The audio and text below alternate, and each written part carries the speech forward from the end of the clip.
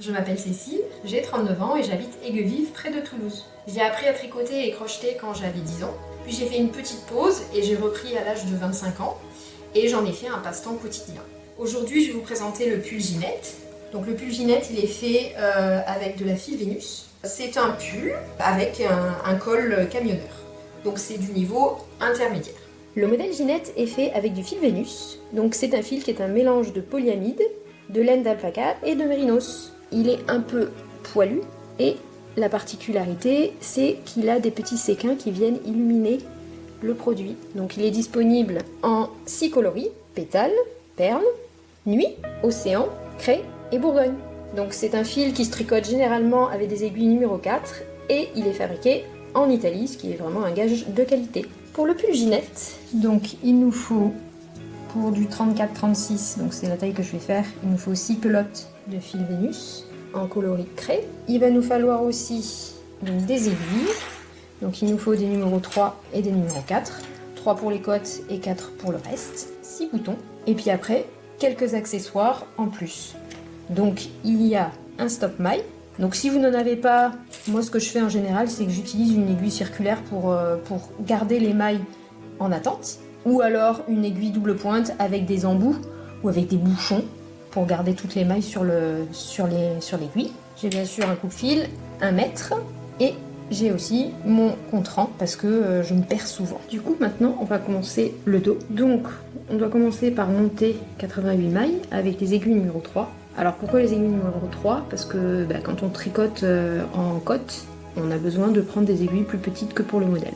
Et en plus après, dans ce modèle là en fait on va augmenter le nombre de mailles après. Donc là je viens de terminer mes cottes, donc j'ai 5 cm de cotte, donc ça m'a fait 14 rangs. Donc la suite du modèle demande de répartir 10 augmentations sur le premier rang et de continuer en aiguille numéro 4. Donc ce que je vais faire c'est que je vais prendre mon aiguille numéro 4 et je vais répartir des augmentations. Alors où je vais les mettre ? Donc pour ça, moi je fais un petit calcul, je divise le nombre de mailles total, donc moi j'en ai 88 pour du 34-36, par le nombre d'augmentations que je dois faire plus 1, donc par 11. Donc ça va faire 88 divisé par 11, ça va faire 8. Donc je vais faire mes augmentations tous les 8 mailles. Si ça tombe pas juste, il faut un petit peu, si par exemple ça fait 8,5, et on fait la 8e maille, puis on fait 9 mailles plus tard, etc. Bon, pour vous simplifier la vie, si vous voulez, j'ai calculé quelles augmentations il faut faire pour le premier rang, pour toutes les tailles. Voilà. Donc là, ce que je vais faire, c'est vous montrer comment on fait ces augmentations, donc pour la taille 34-36. Donc j'ai pris mon aiguille numéro 4, et donc là, je vais tricoter les 7 premières en jersey endroit, donc enfin point endroit. Donc 2, 3. Et à la 8e, du coup, je vais faire un point endroit normal, mais au lieu de la laisser sur l'aiguille de droite, je vais la reprendre pour en créer une nouvelle. Et du coup, je vais la tricoter à l'endroit et ma maille de base à l'endroit aussi. Donc là, en fait, j'avais 8 mailles au départ et là, maintenant, j'en ai 9. Voilà, et je vais continuer comme ça. Donc quand je vais arriver à la 16e maille, du coup, je vais faire une augmentation, etc. Et à la fin du premier rang, je vais me retrouver avec 98 mailles au lieu des 88 de départ. Voilà, je viens de faire donc 74 rangs de jersey endroit. Donc maintenant, ce que je vais faire, c'est que je vais vous montrer comment faire pour rabattre des mailles pour faire les emmanchures. Alors, pour faire les emmanchures, donc on demande de rabattre de chaque côté une fois 3 mailles. Donc pour le premier rang. Donc là, pour rabattre 3 mailles, en fait, je vais tricoter les 4 premières ensemble. Quand il y en a un peu plus, je les rabats comme je rabattrai des mailles en fin de mon ouvrage. Donc là, tout ce que j'ai à faire, c'est tricoter les 4 premières mailles ensemble. Alors du coup, il faut que je passe mon aiguille dans les 4 mailles. Voilà. Et ce que je fais, c'est que je les tricote ensemble. Donc c'est pas forcément très facile, mais ce sera plus facile au rang d'après parce qu'il n'y en aura que 2. Et après, je continue mon rang normalement. Et à la fin de ce rang, quand je vais arriver sur les 4 dernières mailles, qui sont du coup ici, et je vais les tricoter ensemble. Ensuite, ce que je vais faire, c'est que je vais faire un rang à l'envers, et ensuite, je vais rabattre une fois 2 mailles. Donc ça veut dire que sur le rang le prochain rang endroit que je vais faire, au début, je vais tricoter 3 mailles ensemble. Et ensuite, donc je vais faire mon rang comme ça. Et ensuite, donc il faudra que ici, je tricote 3 mailles ensemble, puis je ferai un rang arrière. Et ensuite, 3 fois, il faudra que je rabatte une maille. Et donc ça veut dire que je tricoterai 2 mailles ensemble, donc au début et à la fin. Donc là, je viens de finir les emmanchures. Donc voilà ce que ça donne. Donc du coup, ça a pris 10 rangs. Du coup, j'ai fait les diminutions que sur les rangs endroits. Et donc j'ai commencé par diminuer 3 mailles, puis 2 mailles, puis 3 fois une maille.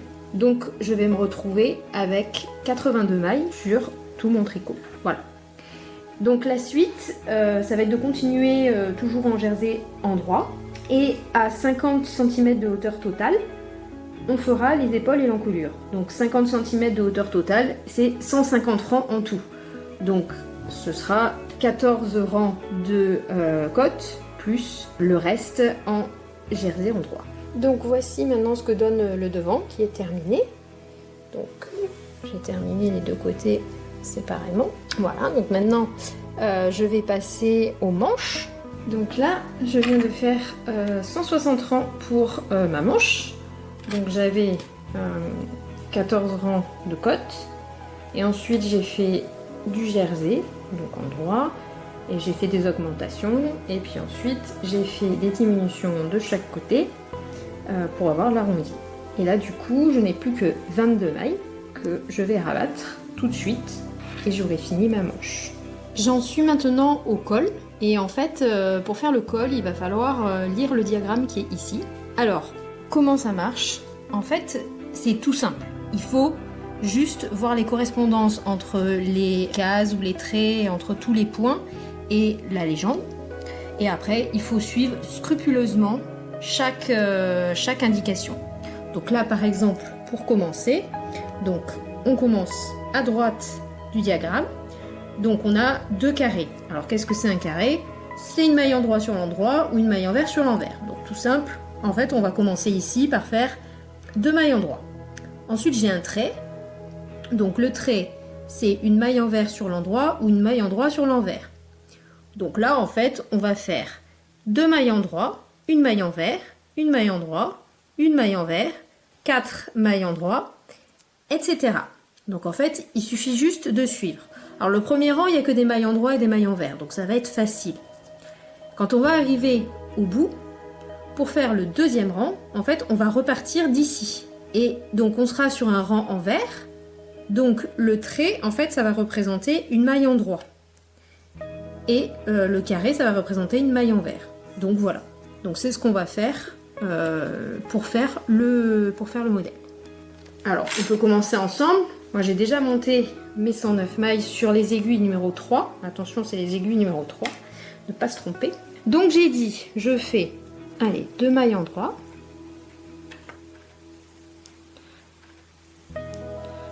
Ensuite, j'ai une maille envers.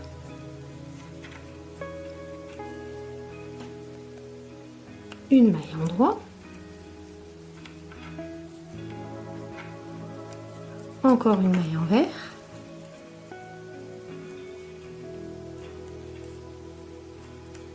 Quatre mailles endroit.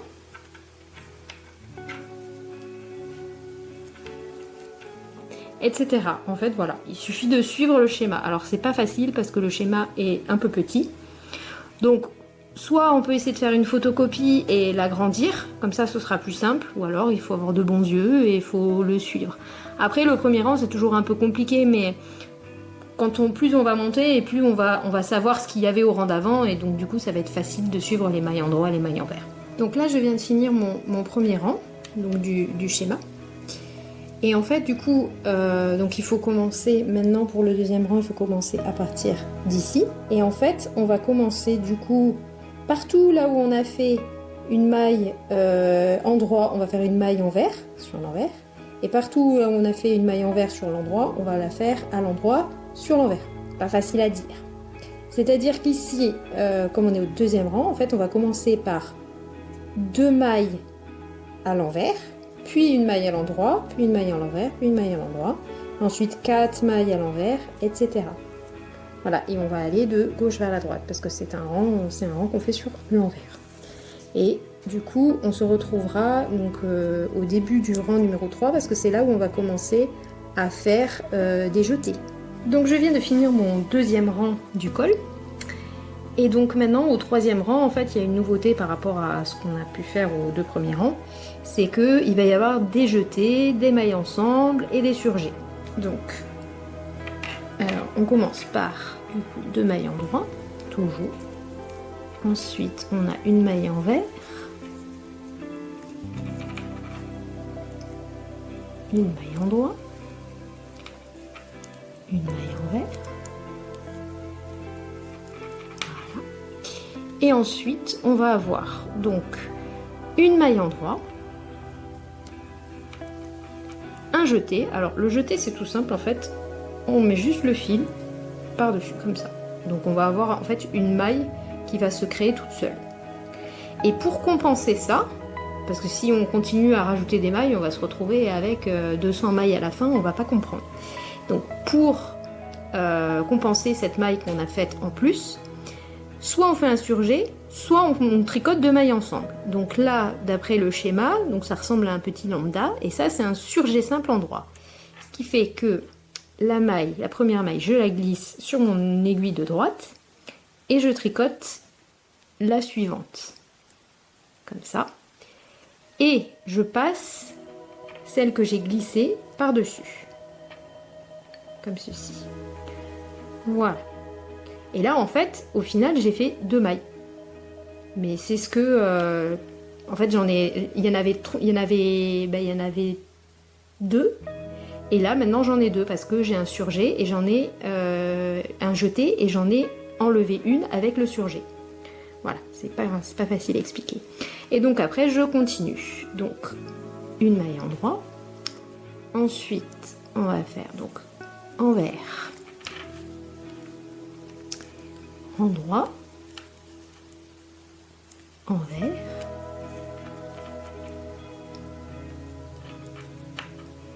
endroit et envers. Voilà. Et donc là, on va faire une maille endroit. Et ensuite, donc on va d'abord commencer par le surjet. Donc le surjet, c'est on fait glisser la maille, on tricote la deuxième, et ensuite on fait passer celle qu'on a glissée par-dessus la première. Et ensuite, on fait un jeté. Et ensuite, on tricote 2 mailles endroit. Voilà. Et là, on va continuer. Comme ça. Donc là, ce rang-là, en fait, c'est que des surjets simples et des jetés. Et il faudra attendre du coup 2 rangs plus haut, au rang 5, pour avoir des mailles ensemble à l'endroit. Donc ce qu'on va faire, c'est que moi je vais continuer. Et on va se retrouver à la fin du rang numéro 5. Parce qu'au rang numéro 5, en fait, c'est là qu'on va faire notre première boutonnière. Et donc je vais vous montrer comment on fait la boutonnière. Donc là, j'en suis à la fin du 5e rang. Donc il me reste 9 mailles. Comme ça, du coup, je vais pouvoir vous montrer l'histoire des 2 mailles ensemble et comment on fait la boutonnière, donc le petit point rouge ici. Donc je viens de faire le envers, endroit, envers, endroit, envers. Et donc là, je vais faire donc une maille endroit. Ensuite, je tricote 2 mailles ensemble. De là, comme ça. Je fais un jeté. Et ensuite, une maille à l'endroit. Voilà. Ensuite, je vais faire une maille envers. Et c'est sur la maille suivante que je vais avoir ma boutonnière. Alors comment on fait? Et bien, en fait, il va falloir la rabattre. Et au rang suivant, on va la remonter. Et donc du coup, ça va donner un trou, tout simplement. Donc là, je la tricote à l'endroit. Puis, la suivante à l'envers. Et je la rabats.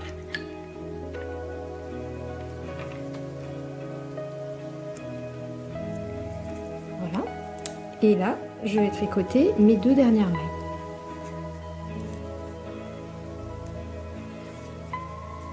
Voilà. Et donc je vais passer de l'autre côté. Donc en fait ici, bon, on voit qu'on a un trou, hein. Tout simplement. Donc on passe sur le renvers. Donc là je vais commencer par faire donc 2 mailles envers. Donc ça c'est le début de rang. Ensuite il faut que j'en fasse un à l'endroit.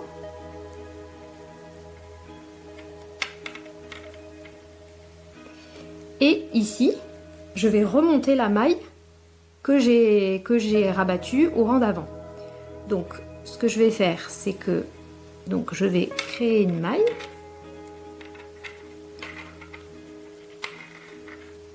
Comme ceci, comme si je montais des mailles. Et je vais la tricoter en envers. Voilà. Et ensuite, je fais ma maille endroit suivante.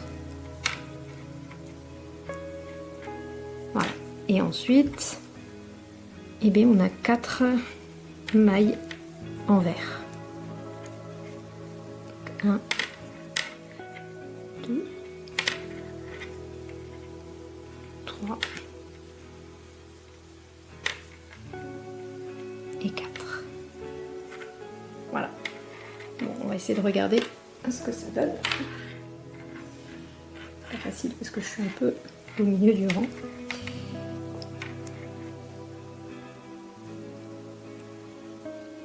Alors, en fait, elle est là. En fait, ici, on va avoir on a un trou, en fait. Alors, comme il n'y a qu'une maille, en fait, on la voit pas beaucoup, la boutonnière, mais le trou, il est là, en fait. Voilà. Donc ça, c'est notre boutonnière. Donc elle est bien, il y a 3 mailles. Elle est à 3 mailles du bord. Voilà. C'est notre trou. Voilà, donc du coup, je vais continuer mon 6e rang. Et en fait, on va se retrouver au moment où il va falloir séparer en 3 parties. Donc là, je crois que c'est au bout de 8 cm. Donc on se retrouve à ce moment-là.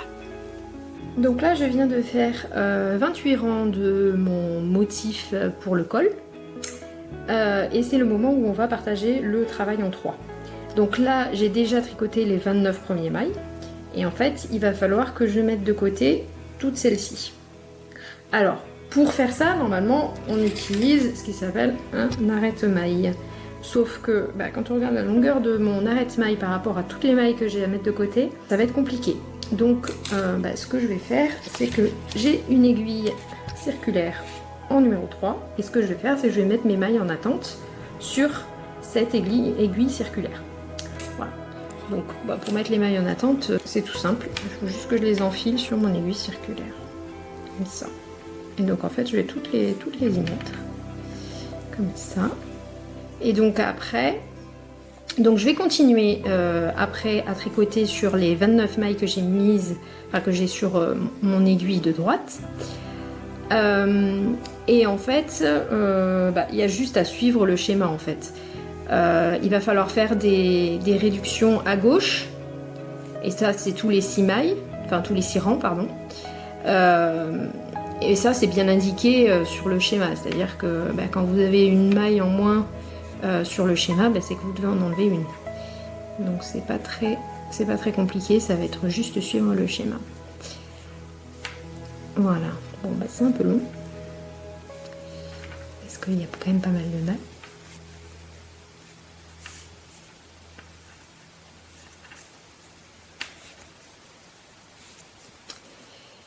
Et après, après, il faudra qu'on tricote les 29 dernières mailles. Donc ce qu'on fera, c'est que quand on aura fini le côté droit, du coup, il faudra faire le côté gauche. Et donc on laissera en attente toutes les mailles centrales. Donc bon. Voilà, j'ai failli pas bien prendre la maille.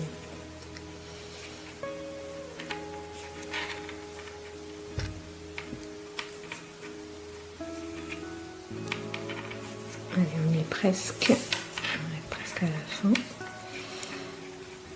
Allez, j'en ai plus que quelques-unes à faire. Voilà. Donc là, je vais les mettre sur le câble, comme ça, je suis sûre que qu'elles vont pas partir.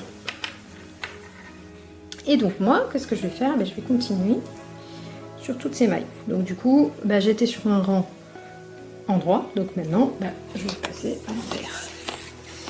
Et je vais continuer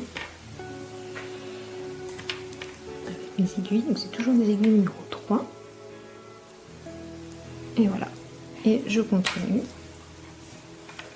à travailler sur ces 29 mailles. Alors du coup, je viens de finir tout le côté droit.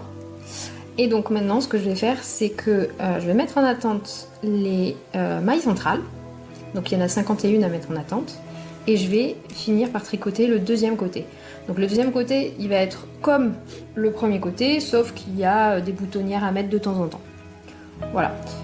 Alors, ce que je vais faire, c'est que je vais prendre mon arrête-maille et dessus, je vais y mettre les 51 mailles centrales. Et après, avec mon aiguille circulaire, du coup, je pourrais reprendre les dernières mailles. Et bien, on va compter 51.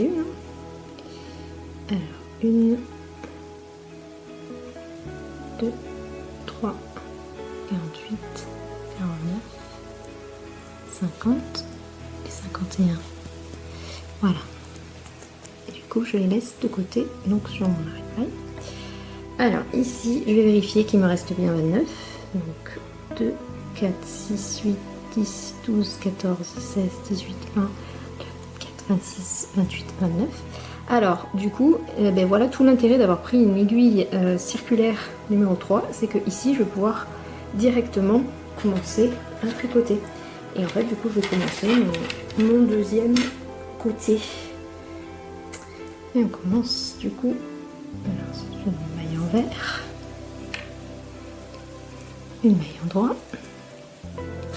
Et voilà, et donc du coup, je vais continuer. J'ai des diminutions à faire, mais cette fois ça va être du côté droit forcément.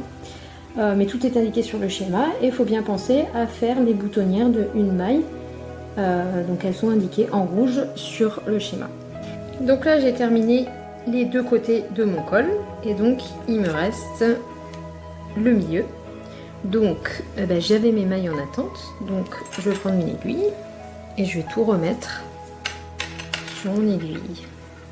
Simplement. Et puis après, du coup, j'ai quelques rangs à faire. Il va falloir faire des réductions à gauche et à droite. Donc, toutes les réductions qu'on va faire à droite, on va les faire sur le rang droit. Et toutes celles qu'on a à faire à gauche, on va les faire sur le rang vert. Ça, du coup, ça permettra d'éviter déjà les escaliers. Et puis, voilà, ce sera plus simple parce qu'on a ces 7 mailles à chaque fois. Donc on peut pas toutes les tricoter ensemble. Bon, du coup je vais finir de mettre toutes les mailles et je vais faire 2 rangs. Donc là j'ai fait 2 rangs avec les 51 mailles centrales. Et donc là je vais commencer à faire les diminutions sur les côtés. Et voilà. J'ai mon col qui est terminé.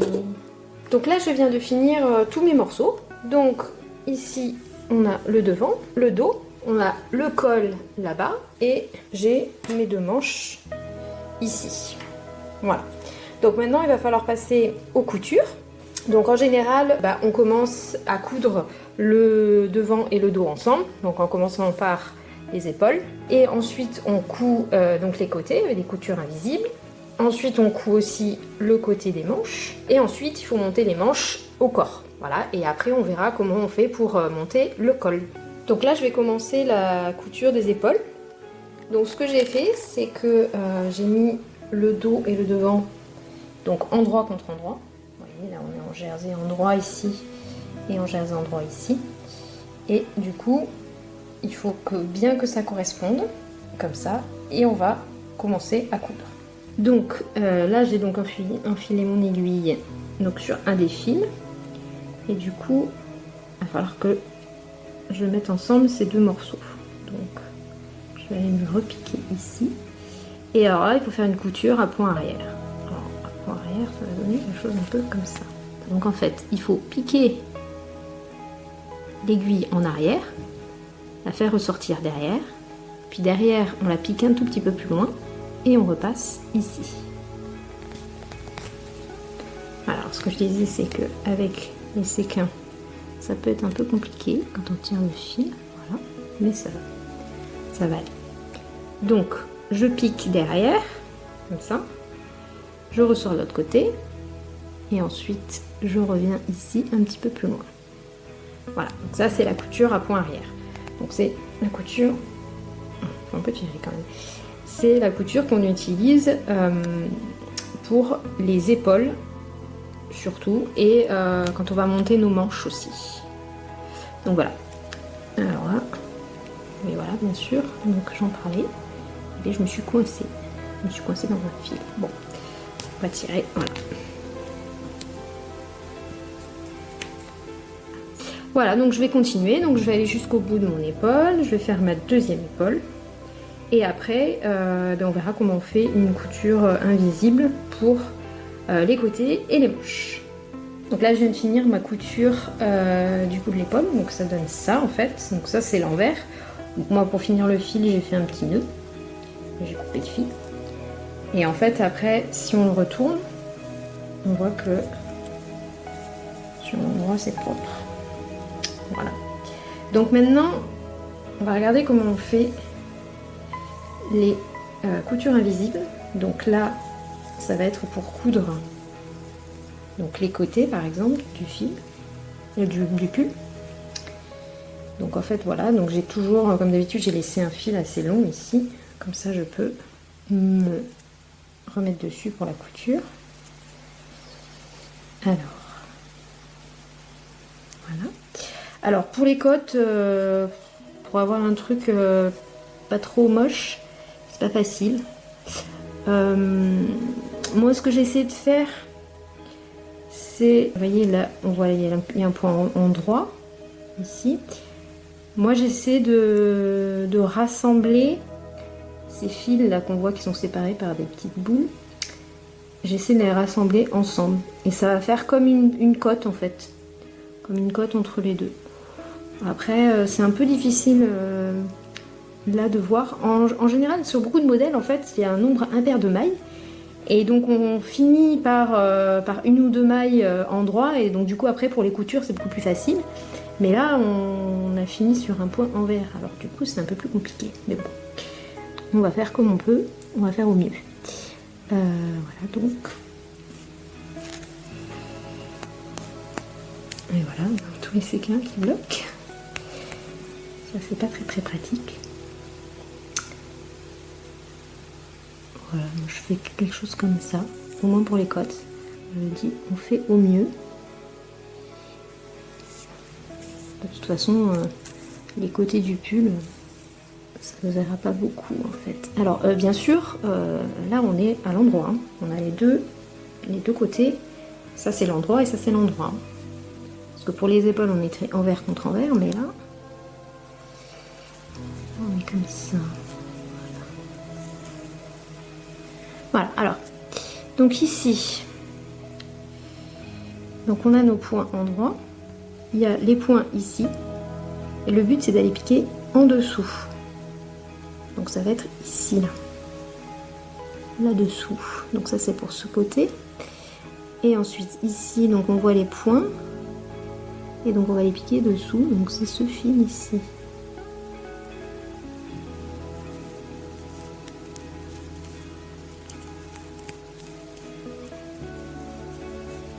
Là on revient, donc on va piquer là-dessous aussi, voilà. Celui-là il est bien gros.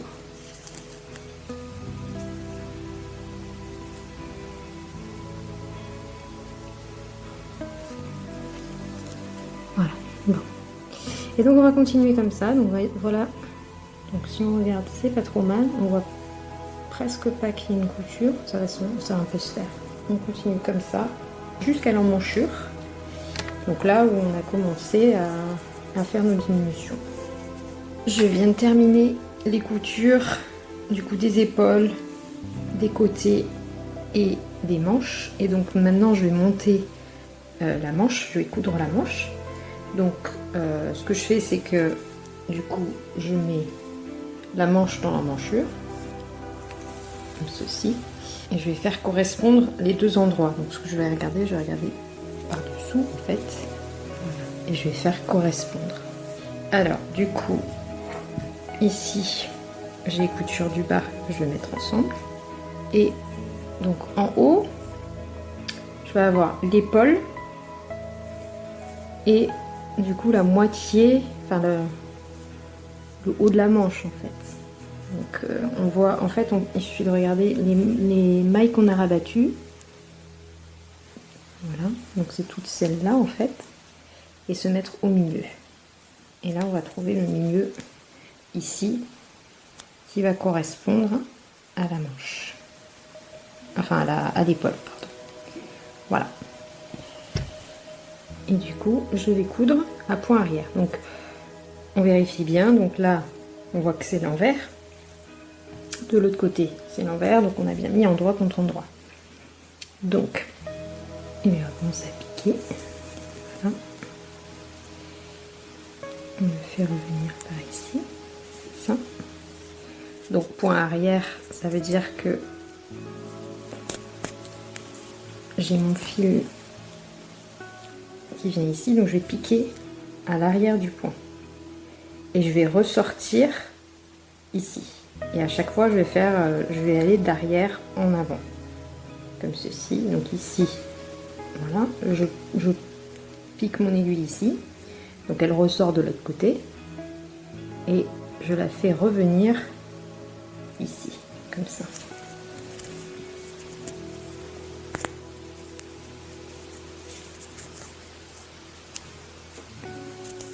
Voilà, tout simplement. Et je vais faire ça sur tout le tour pour rassembler du coup la manche dans l'emmanchure.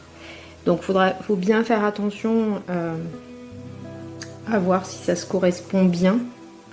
Donc à pas trop serrer un côté ou l'autre. Voilà, donc il faut bien faire attention à tout ça.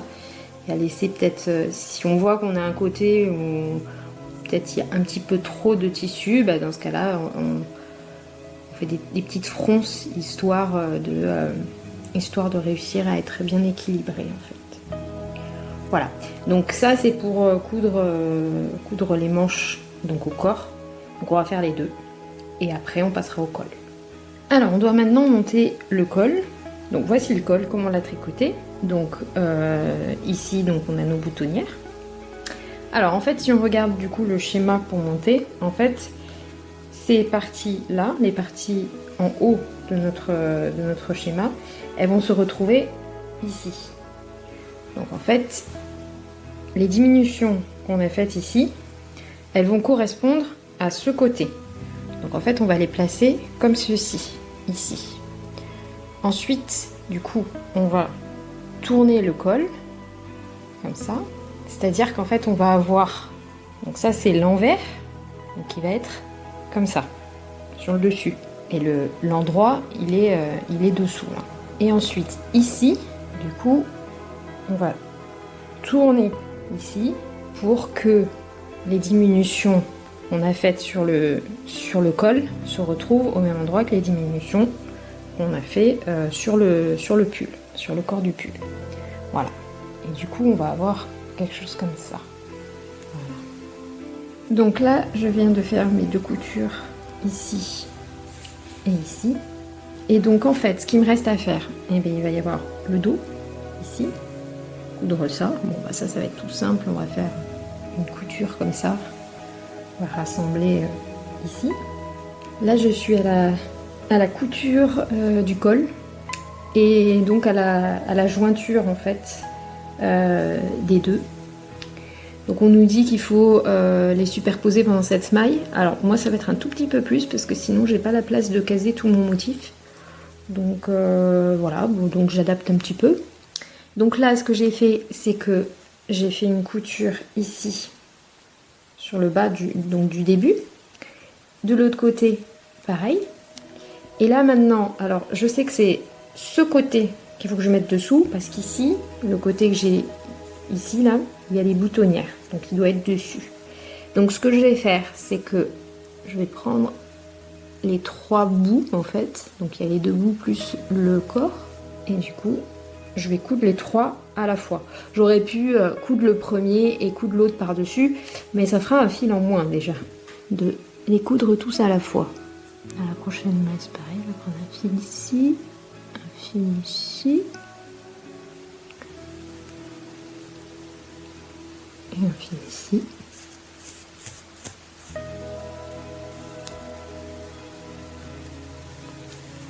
Voilà. Voilà ce que ça donne. Donc c'est bien l'un sur l'autre. Voilà. Donc maintenant je vais juste rentrer les fils et après on va voir comment on peut coudre les boutons.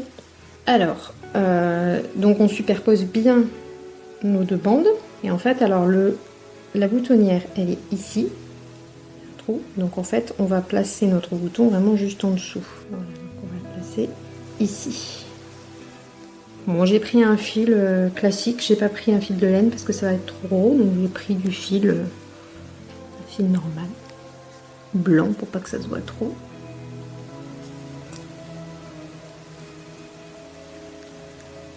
Je vais juste faire des allers-retours dans le bouton pour bien le coincer.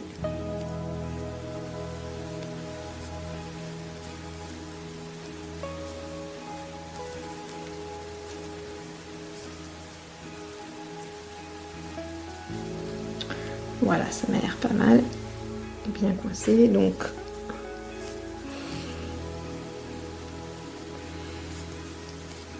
derrière, je vais consolider un petit peu en passant plusieurs fois, faire un nœud.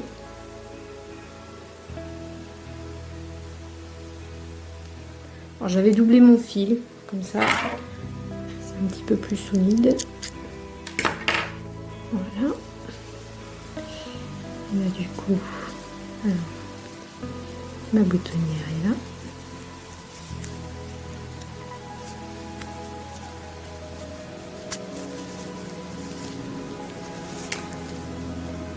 Et voilà. Donc là on a fait le premier bouton. Et donc du coup, ben, on en a encore 5 à faire. J'ai terminé le modèle, donc voici ce qui donne portée. Donc au niveau de la taille, c'est nickel, parfait. Moi j'aurais juste peut-être fait les manches un petit peu moins larges parce que je suis pas forcément fan des manches larges. Mais après c'est le modèle qui veut ça, donc pourquoi pas. Donc il est très souple, très agréable à porter, très joli. Alors j'aime beaucoup le col.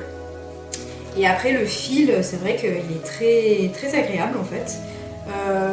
C'est peut-être pas aussi doux que du coton ou de l'acrylique, mais ça reste doux et les petits séquins donnent une petite touche de lumière qui est très agréable. Donc je suis très contente de mon modèle et en fait il était très agréable à tricoter. Le fil, c'est au niveau de la couture que c'est un petit peu compliqué parce que les séquins ils se bloquent et donc il faut y aller doucement et débloquer les séquins à chaque fois. Et j'espère que mes conseils vous auront été utiles.